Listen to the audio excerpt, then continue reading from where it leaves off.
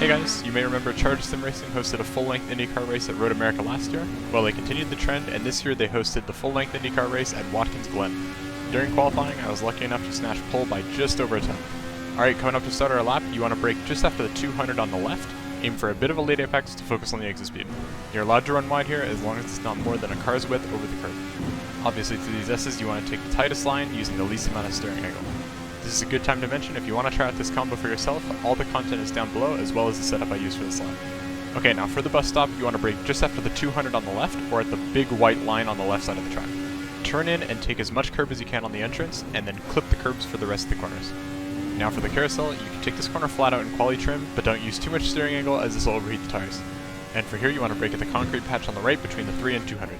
You can get on throttle as you point to the end of the fencing or the portable toilet on the exit. For here your tires are likely still overheated from the carousel, but you want to brake just as you pass to 100 on the left. You want to hold a really wide line and apex very late.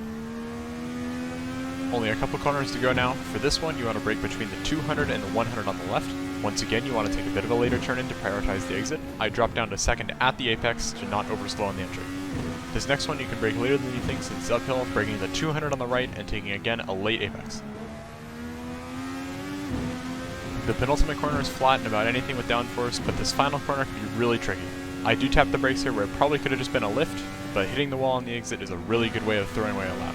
Anyways, bring it to the line, and that's a lap here at Watkins Glen. If you're interested in joining, they're currently preparing their next championship and running a race in the DTM cars on June 16th. I've left all their info in the description, so if you're interested, go check them out. Didn't get quite close to the wall there. We'll see if it's going to be enough. Oh, it's a It's more than 2309. enough. It's Purple. more than enough.